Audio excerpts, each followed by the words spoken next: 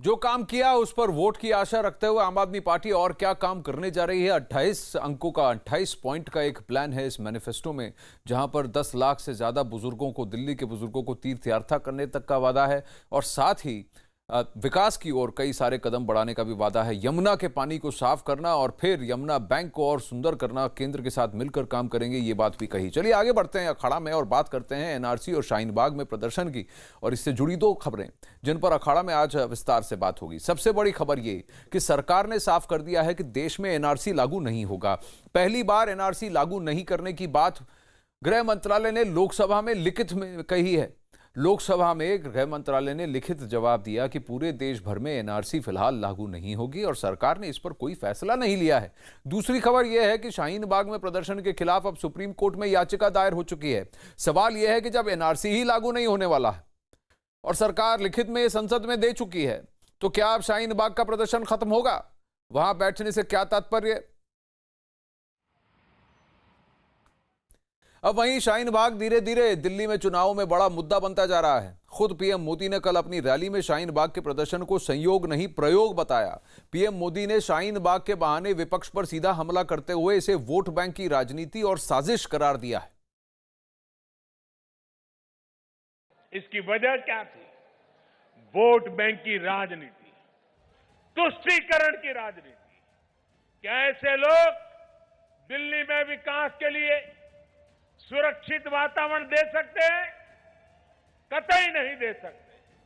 साथियों, सीलमपुर हो, जामिया हो या फिर शाहीन बाग, बीते कई दिनों से सिटीजनशिप अमेंडमेंट बिल को लेकर प्रदर्शन हुए।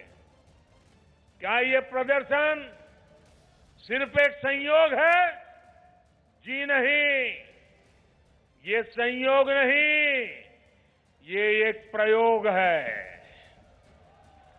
इसके पीछे राजनीति का एक ऐसा डिजाइन है जो राष्ट्र के सौहार्द को खंडित करने के इरादे रखता है। ये सिर्फ एक कानून का विरोध होता तो सरकार के तमाम आश्वासनों के बाद ये समाप्त हो जाना चाहिए था, लेकिन आम आदमी पार्टी और कांग्रेस राजनीति का खेल खेल रहे हैं और वो सारी बातें अब उजागर हो चुकी है। संविधान और तिरंगे को सामने रखते हुए ज्ञान बांटा जा रहा है और असली साजिश से ध्यान हटाया जा रहा है। अदालतों की, हमारे देश की सर्वोच्च अदालत की भावना यही रही है कि विरोध प्रदर्शनों से सामान्य मानवी को दिक्कत न हो, देश की संपत्ति का नाश न हो। प्रदर्शनों के दौरान हुई हिंसा, तोड़फोड़, आगजनी पर हमेशा सुप्रीम कोर्ट, हाई कोर्ट ने अपनी नाराजगी जताई है, लेकिन ये लोग अदालतों की परवाह नहीं करते हैं। ये कोर्ट की बात ही नहीं मानते और बातें करते हैं संविधान की। जिस संविधान ने न्यायपालिका को बनाया और न्यायपालिका जो कह रही है उसको मानने को तैयार नहीं और दुनिया को संविधान सिखा रहे हो। अब प्रधानमंत्री नरेंद्र मोदी के इस बयान पर कांग्रेस नेता और लोकसभा में पार्टी के नेता अधीर रंजन चौधरी ने पलटवार किया। अधीर रंजन ने कहा कि प्रधानमंत्री मोदी देश तोड़ने की बात कर रहे हैं। हिंदुस्तान को हमारे प्रधानमंत्री जी जोड़ने के बदले तोड़ने की सलाह दे रहे हैं। संयोग प्रयोग, हम उसमें सलाह देना चाहते हैं कि वियोग नहीं योग करो। वियोग से देश कमजोर होंगे, योग से देश ताकतवर होंगे।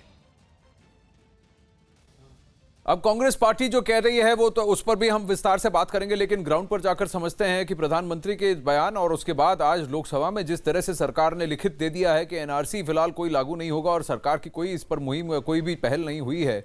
दीपक बिष्ट और दीपक रावत हमारे साथ जुड़ रहे हैं। दीपक बिष्ट, आप बताइए कहां पर हैं और इसका क्या रिएक्शन है। दीपक रावत, मुझे बताया गया है कि आप भी चुनाव आयोग में वहां पर निर्वाचन सदन में थोड़ी ताक बना के रखे हैं। दीपक बिष्ट, आप बताइए कहां पर हैं और बताइए ग्राउंड पर क्या रिएक्शन है। क्या शाहीन बाग के प्रदर्शनकारी या प्रदर्शन बंद कर देंगे?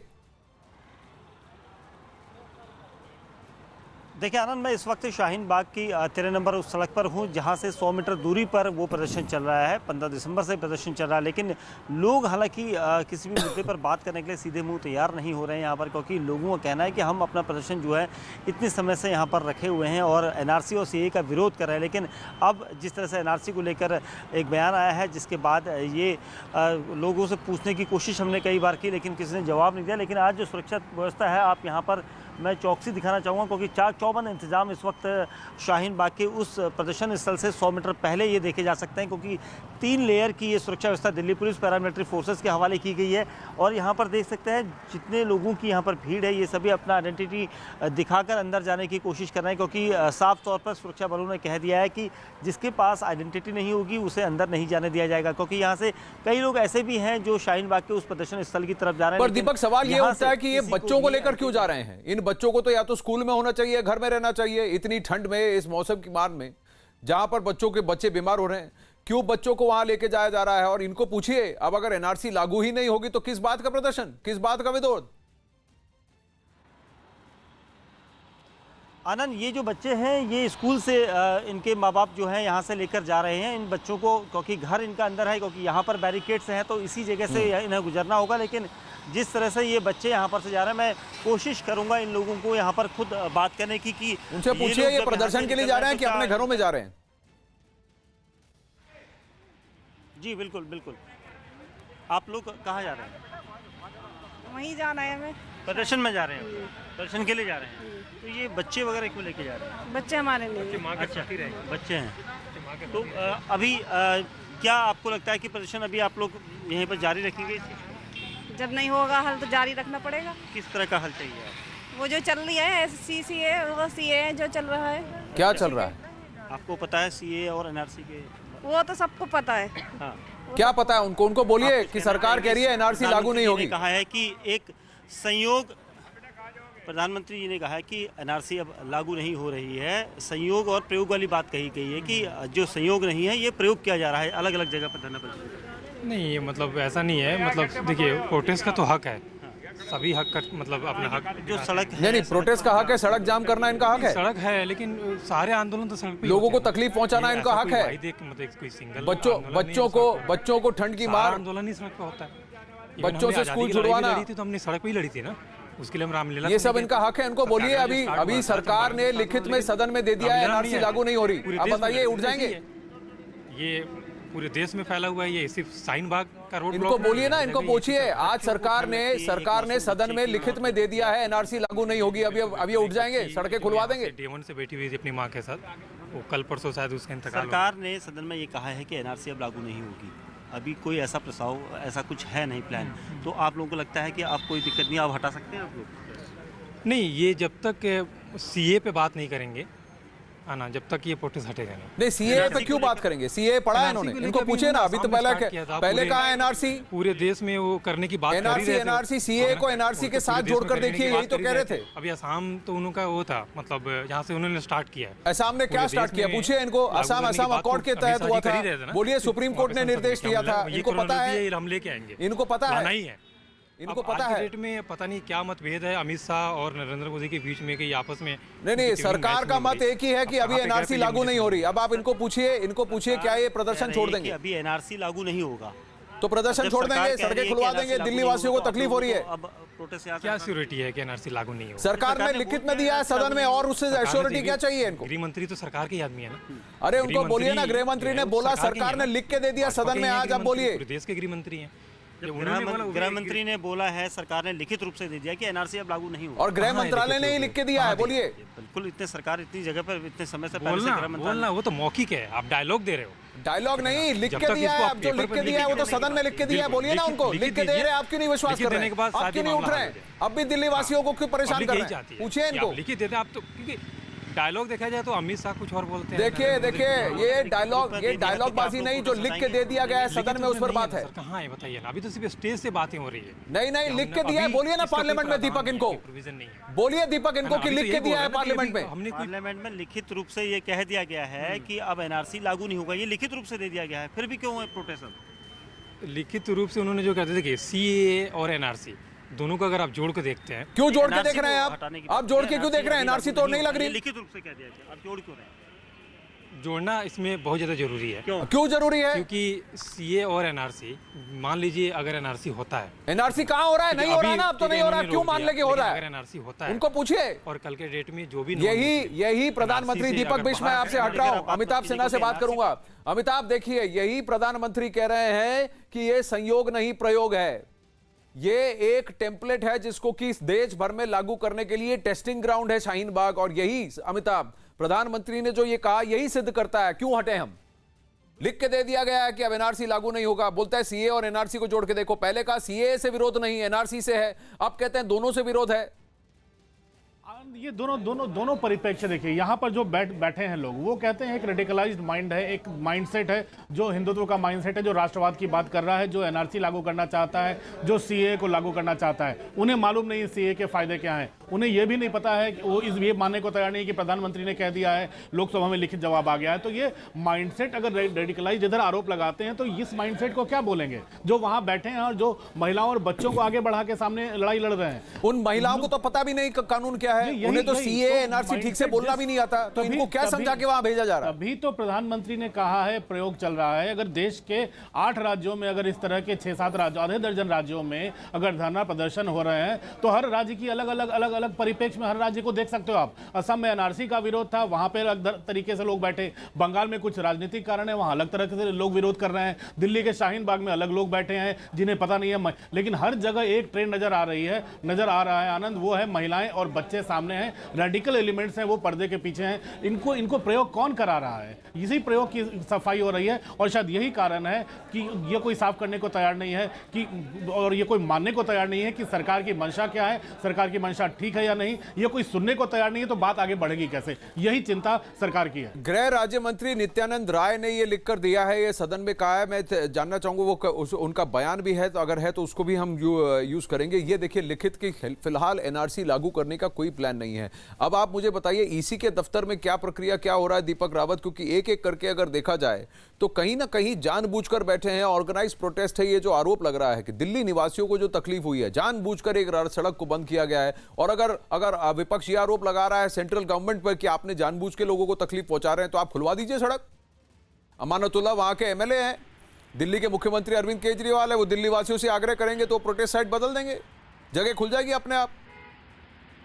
जो आरोप लग रहा है अमित शाह पर, बीजेपी पर कि आप इसको तुष्टीकरण की राजनीति के लिए इस्तेमाल कर रहे हैं, वो आरोप खत्म हो जाएगा। अभी आप बताइए चुनाव आयोग का क्या कहना है जिस चुनाव को लेकर? क्या वहां पर चुनाव ठीक से हो पाएंगे शाहीन बाग में? क्या इलेक्शंस कंडक्ट हो पाएंगे? अलग अलग कंप्लेंट्स आ रहे हैं, लेकिन शाहीन बाग के लेकर एक याचिका भी गई है आज सुप्रीम कोर्ट में कि बहुत हो चुका है। देखिए आनंद, चुनाव आयोग की तरफ से लगातार ये कहा जा रहा है कि उनकी टीम इस पूरे प्रकरण को मॉनिटर कर रही है। जो भी शिकायत आती है उस पर बातचीत भी की जाती है। दिल्ली चुनाव आयोग की एक टीम कुछ दिन पहले वहां गई थी, जहां लोगों से बात करने की कोशिश की, वहां से इनपुट्स लिए गए, उस पर एक तस्लील एक रिपोर्ट बनाई गई, जो रिपोर्ट मुख्य चुनाव आयोग तक पहुँचाई गई है। तमाम चीज़ों पर बात की गई है। लेकिन लगातार जिस तरीके से आम आदमी पार्टी के नेता या यूँ कहें बीजेपी के नेता इस बात को लेकर आरोप प्रत्यारोप लगा रहे, तो कहीं ना कहीं एक बड़ा मुद्दा जरूर बन गया है दिल्ली के चुनाव में शाहीन बाग और शाहीन बाग से जुड़े जितने भी बयान सामने आते हैं उसको लेकर भी। और कहीं ना कहीं हिंदू मुस्लिम भी एक बड़ा विवाद है, क्योंकि अभी थोड़ी देर पहले दिल्ली बीजेपी अध्यक्ष मनोज तिवारी यहां पहुंचे थे। उन्होंने एक ट्वीट दिखाया जिसमें अरविंद केजरीवाल ने कल एक ट्वीट किया था, एक एक्ट करके दिखाया गया था उस ट्वीट में कि किस तरीके से बीजेपी जो है पूरे चुनाव को हिंदू मुस्लिम में तब्दील करना चाहती है। तो ऐसे में मनोज तिवारी का यह कहना था कि इस तरीके से झूठ फैलाने का काम आम आदमी पार्टी कर रही है कि हिंदू मुस्लिम वो नहीं करना चाहते, बल्कि शाहीन बाग जैसे इलाकों में आप उन लोगों को शय देते हैं, कांग्रेस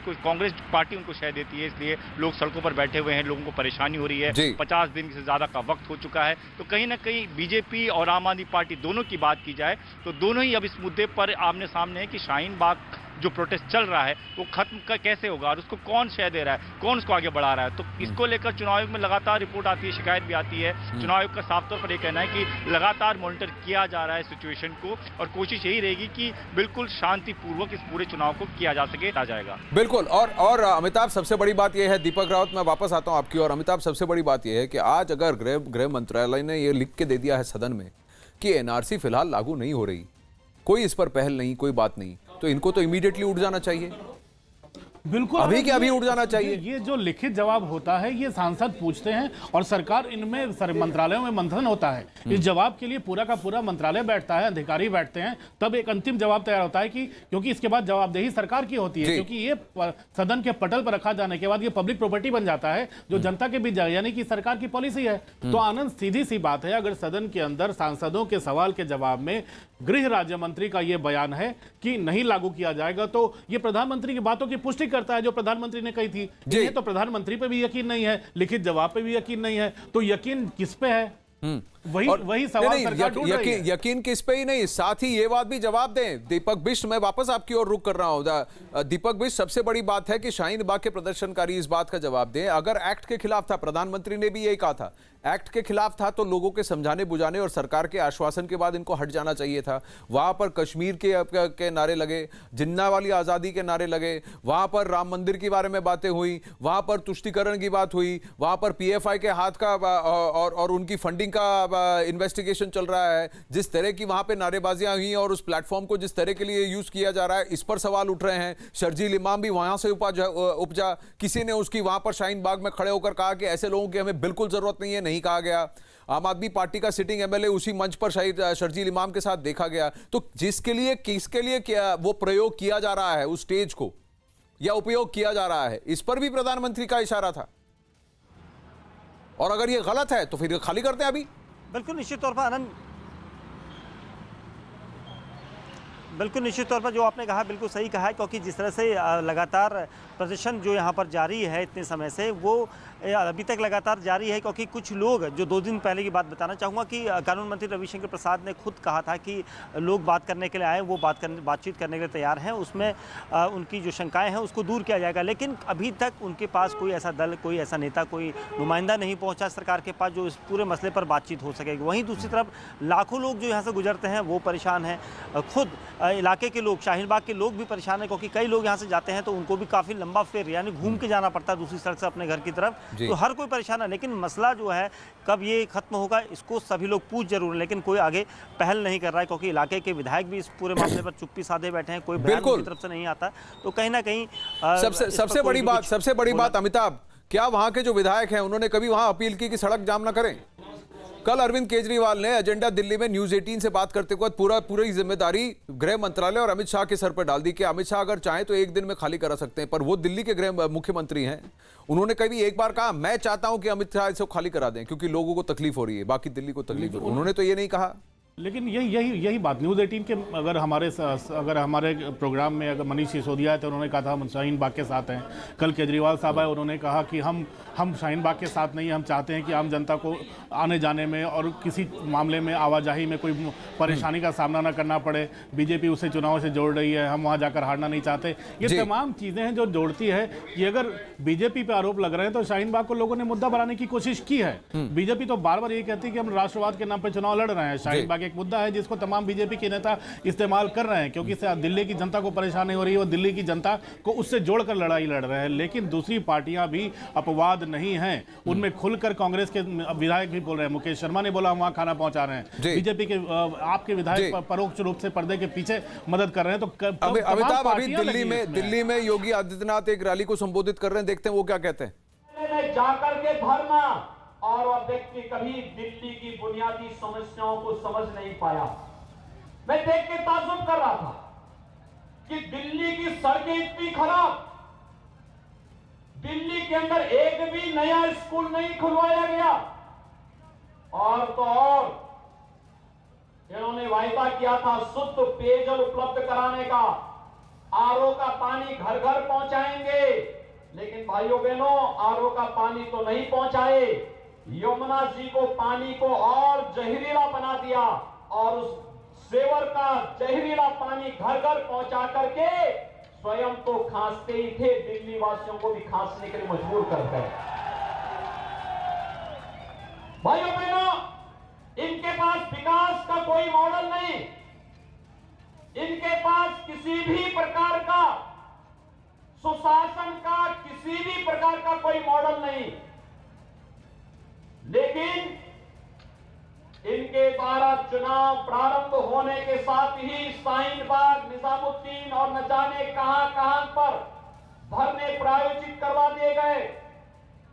जब इन धर्मों को मैं देख रहा हूं तो मैं पूरी मजबूती के साथ इस बात को कह सकता हूं, एक जिम्मेदार नागरिक होने के नाते मैं इस बात को कह सकता हूं कि धरने तो एक बहाना है, नागरिकता कानून तो एक बहाना है, वास्तविक निशाना तो मोदी जी के कार्यकाल में गरीब कल्याणकारी, लोक कल्याणकारी, इंफ्रास्ट्रक्चर डेवलपमेंट के जो कार्य हुए और दूसरे कार्यकाल के दौरान देश की आकांक्षाओं की पूर्ति के जो महत्वपूर्ण निर्णय हुए, उन निर्णयों से चिढ़ करके अब इन लोगों ने धरने के माध्यम से देश के सौहार्द को बिगाड़ने की कुत्सित मंशा के साथ इस प्रकार का राग अपना प्रारंभ किया है। याद करिए, इस देश के अंदर महिला सशक्तिकरण के नारे वर्षों से लगते रहे हैं, लेकिन महिला सशक्तिकरण, महिलाओं के साथ जब तक न्याय नहीं होगा, 3 तलाक की कुप्रथा पर रोक लगना सबसे महत्वपूर्ण घटना होनी चाहिए थी, कांग्रेस ने नहीं लगने दिया। आम आदमी पार्टी कभी भी 3 तलाक की कुप्रथा पर रोक लगाने की समर्थक नहीं रही और मोदी जी ने आने के साथ ही 3 तलाक की कुप्रथा को सदैव के लिए रोक लगा करके महिला सशक्तिकरण का एक नया अध्याय प्रारंभ किया। भाइयों बहनों, मोदी जी ने आने के बाद दूसरा कदम उठाया। 1952 में इस देश के संविधान के शिल्पी बाबा साहब भीमराव अंबेडकर ने कहा था, जब कांग्रेस की सरकार ने उस समय इस देश के अंदर संविधान में धारा 370 कुत्सित मंशा के साथ डाल करके कश्मीर को शेष भारत से अलग करने की कुत्सित चेष्टा की थी, उस समय बाबा साहब भीमराव अंबेडकर ने अपनी असहमति टिप्पणी की थी और उन्होंने कहा था ये धारा 370 देश के अंदर अलगाववाद का कारण बनेगी। भाइयों बहनों, 1952 से लेकर के 2019 तक कोई सरकार हिम्मत नहीं कर पाई। तो शाहीन बाग बहाना है, मोदी सरकार और उनके फैसले निशाना है, कुछ ऐसा कह रहे हैं योगी आदित्यनाथ। और अगर बीजेपी इसका राजनीतिक फायदा उठा रही है दिल्ली चुनाव में, तो आम आदमी पार्टी इसकी इजाजत क्यों दे रही है, यह सवाल भी पूछा जा रहा है कई लोगों से। अगर अरविंद केजरीवाल चाहते तो एकदम पूरी तरह से डंके की चोट पे कह सकते थे कि मैं चाहता हूं कि ये प्रदर्शनकारी सड़कें ना रोकें, सड़कें जाम ना करें, ये प्रदर्शनकारी वहां से हट जाएं, कहीं और जाकर प्रदर्शन करें, लेकिन दिल्ली के निवासियों को, बाकी निवासियों को तकलीफ ना पहुंचाएं। वहीं बीजेपी इसका कितना राजनीतिक फायदा उठा रही है, ये 8 तारीख को दिल्ली वासी बता देंगे और 11 तारीख को पूरे देश को पता लग जाएगा। चलिए आगे बढ़ते हैं। अब न्यूज़ 18 के कार्यक्रम एजेंडा दिल्ली में दिल्ली के मुख्यमंत्री अरविंद केजरीवाल ने हिंदू विरोधी होने के आरोपों का जवाब देते हुए खुद को कट्टर हनुमान भक्त बताया। आपको कहते हैं आप एंटी हिंदू हैं, एंटी हिंदू हैं आप, इसलिए ये सब सपोर्ट कर रहे हैं आपको। वो कहते हैं एंटी हिंदू हैं। बचपन से हनुमान जी का कट्टर भक्त हूं मैं और कहते हैं एंटी हिंदू हैं। श्री गुरु चरण सरोज रज निज मन मुकुर सुधार बरनउँ रघुबर बिमल यश जोदायक फल चार बुद्धिहीन तनु जानिके सुमिरो पवन कुमार बल बुद्धि विद्या देहु मोहे हर कलेश विकार। जय हनुमान ज्ञान गुण सागर, जय कपीश तिहु लोक उजागर। रामदूत अतुलित बल धामा, अंजन पुत्र पवन सुत नामा। अब आरोप यह है कि संकट मोचन के भक्त हैं अरविंद केजरीवाल, लेकिन दिल्ली वासियों को क्यों संकट में डाल रखा है? शाहीन बाग की इस प्रोटेस्ट को क्यों नहीं हटवाया जा रहा है? क्यों वहां के विधायक ये कहीं याचिका नहीं दे रहे हैं कि इनको हटवाया जाए, सड़क जाम को रोक दिया जाए ताकि बाकी दिल्ली वासियों को तकलीफ ना पहुंचे? वहीं कई लोग ये भी कह रहे हैं कि बजरंगबली के भक्त निकले अरविंद केजरीवाल, तो हिंदू मुस्लिम सबके साथ काम करेंगे, पूरी दिल्ली के लिए काम करेंगे अरविंद केजरीवाल। पर बीजेपी के नेता शाहनवाज हुसैन और विजय गोयल ने तंज कसते हुए कहा कि अरविंद केजरीवाल को अब हिंदू होने का सबूत देना पड़ रहा है। अरविंद केजरीवाल साहब को अब हनुमान जी याद आ रहे हैं। पहले तो वो सिर्फ वोट की सियासत करते थे, अमानतुल्लाह खान को ज़्यादा याद रखते थे, वो बार बार एक वोट पर नज़र रखते थे। पिछले लोकसभा में भी कहा था कि कांग्रेस पार्टी उनका मुस्लिम वोट बांट रही है। लोकसभा के चुनाव के बाद भी उन्होंने कहा कि मुस्लिम लोगों ने उन पर यकीन नहीं किया, इसलिए अल्पसंख्यक वोट के लिए वो दुबले हुए जा रहे थे। अब जब दो नमूने भारत के थे, उनमें से एक राहुल गांधी थे, एक श्री अरविंद केजरीवाल थे, जो धारा 370 को हटाने का विरोध कर रहे थे, और एक पाकिस्तान के प्रधानमंत्री इमरान खान थे। यानी तीन लोगों को परेशानी हुई थी, पूरे देश ने खुशहाली मनाई थी, लेकिन तीन लोगों को परेशानी हुई थी। भाइयों बहनों, इनकी मंशा समझ सकते हैं। ये लोग भारत को कहां ले जाना चाहते हैं, इनकी मंशा को समझने की आवश्यकता है, और इसीलिए आप सबसे मैं अपील करने के लिए आपके बीच में आया हूं। अपील आपसे यही कि भारतीय जनता पार्टी, योगी आदित्यनाथ ने भी हनुमान चालीसा पर टिप्पणी की थी उस रैली में, बताया जा रहा है। उस साउंड बाइट को अगर हमारे पास समय रहा तो जरूर यहां अखाड़ा में चलाएंगे थोड़ी देर में। लेकिन वहीं बीजेपी के आरोपों पर आम आदमी पार्टी के सांसद संजय सिंह ने पलटवार किया है। दिल्ली चुनाव की अगर बात करें सर, तो अरविंद केजरीवाल जी ने कल न्यूज़ 18 इंडिया के प्रोग्राम पे हनुमान चालीसा जो कही थी, उसके बाद यहाँ पर जो प्रवेश वर्मा या अन्य सांसद है वो कह रहे हैं ये सिर्फ दिखावा है। तो क्या हनुमान चालीसा पढ़ने का भी हक नहीं है हम लोगों को? वो भी छीन लेना चाहते हैं? ये इतने हिंदू धर्म के ठेकेदार हो गए हैं कि इनसे पूछ के लोग हनुमान चालीसा पढ़ेंगे, इनसे पूछ के मंदिर में जाएंगे, इनसे पूछ के माँ दुर्गा की प्रार्थना करेंगे। कैसे लोग हैं भाई ये लोग? अब ये संजय सिंह का रिस्पांस। वहीं बीजेपी नेता कपिल मिश्रा ने सीएम अरविंद केजरीवाल के हनुमान चालीसा के पाठ करने पर तंज कसा। उन्होंने ट्वीट किया है और ट्वीट में लिखा है कि केवल अरविंद केजरीवाल हनुमान चालीसा पढ़ लिखे हैं, अभी तो ओवैसी भी हनुमान चालीसा पढ़ेगा।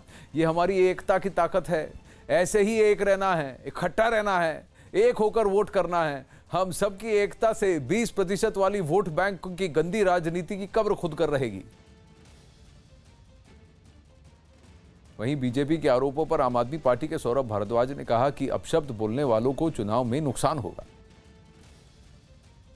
वो हनुमान चालीसा भी पढ़ सकते हैं, वो जनगण मन भी पढ़ सकते हैं। और आप सोचिए कि हम लोग जो सालों से मतलब कि यहाँ पे गांव में रह रहे हैं और सब लोग जानते हैं कि हम कौन सी जाति से आते हैं, क्या आते हैं, ऐसे पाखंडी लोग जो रात को शराब पीते हैं, मुर्गा खाते हैं, दूसरों की बहन बेटियों को छेड़ते हैं, वो मेरे गांव में घूम घूम के कह रहे हैं कि हम असली हिंदू हैं और सौरभ भारद्वाज जो है वो नकली हिंदू है। अमिताभ, अब ये हिंदू मुस्लिम की राजनीति लगता है दिल्ली चुनाव से पूरी तरह से जुड़ गई है। ये हिंदू मुस्लिम बाइनरी, अब इसका दोष किसको दिया जाए? विपक्ष कहता है या अब दिल्ली सरकार में आम आदमी पार्टी कांग्रेस कहती है दोष बीजेपी का है, बीजेपी कहती है आपने शुरू किया। हनुमान चालीसा पर भी विवाद हो गया। आनंद, अब एक चीज़ तो साफ है, जो ये पूरी की पूरी बीजेपी की पिच है। राष्ट्रवाद का मुद्दा हो, शाहीन बाग का मुद्दा हो, और सारी पार्टियां अगर उस पिच पर आकर खेलने लगी हैं, इसका मतलब है बाकी पार्टियों को अब लगने लगा है कि मैदान का रूप जो है बीजेपी के रंग में लगने लगा है। क्योंकि अगर ऐसा नहीं था तो हफ्ते 10 दिन पहले कोई सारे पार्टियां, चाहे वो केजरीवाल की पार्टी हो, चाहे कांग्रेस की पार्टी हो, विकास के बड़े बड़े दावे चल रहे थे। लेकिन पिछले 10 दिनों में आपने देखा होगा सारा का सारा शाहीन बाग अपने आप को हिंदू साबित करने की बात चल रही है। हमारे न्यूज़ 18 के प्लेटफॉर्म पर भी जो तमाम नेता तमाम पार्टियों से आए थे, सब अपने आप को कट्टर हिंदू साबित करने में लगे हुए थे। तो जाहिर तौर पर एक अब जो माहौल जो बनने लगा है उसमें जाहिर तौर पर ये पूरी की पूरी पिच बीजेपी की है, और सारे दूसरी पार्टियां हैं अब वो बीजेपी की पिच पर आकर खेलने लगी हैं। योगी आदित्यनाथ ने भी अब यहां तंज कसा है, बताया जा रहा है, उस साउंड बाइट का इंतजार कर रहा हूं, पर कहा जा रहा है कि उन्होंने कहा कि अरविंद केजरीवाल को भी हनुमान चालीसा पढ़नी पड़ी।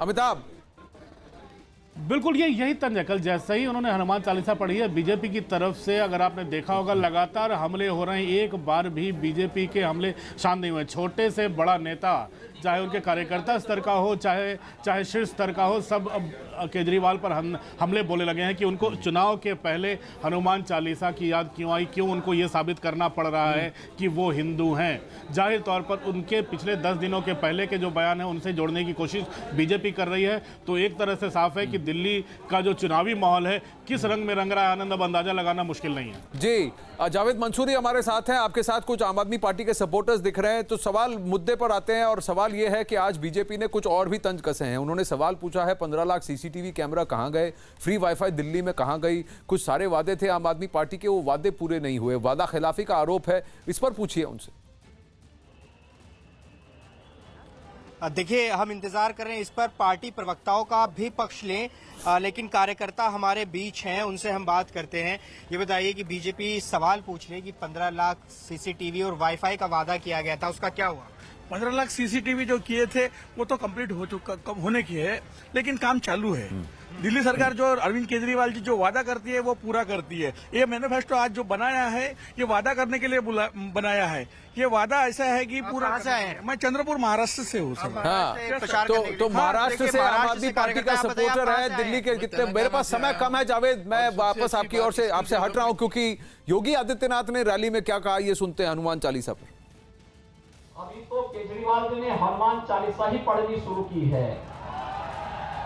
भाइयों बहनों, आप देखना आगे आगे होता क्या है। ओबीसी भी एक दिन हनुमान चालीसा का पाठ करता हुआ आपको दिखाई देगा। आप देखना, ये निश्चित होगा, क्योंकि ये वही लोग हैं। याद करिए, जब धारा 370 हटाई जा रही थी तब 3 लोग विरोध कर रहे थे। 2 नमूने भारत के थे, उनमें से एक राहुल गांधी थे, एक श्री अरविंद केजरीवाल थे, जो धारा 370 को हटाने का विरोध कर रहे थे, और एक पाकिस्तान के प्रधानमंत्री इमरान खान थे। अब सवाल क्या था, अब कहां पहुंच गया है? हनुमान चालीसा पर विवाद उठ खड़ा हो गया है। ये दिल्ली का दंगल है, हर दाव हर पेच खेला जाएगा यहां पर। अखाड़ा में आज बस इतना ही। नमस्कार।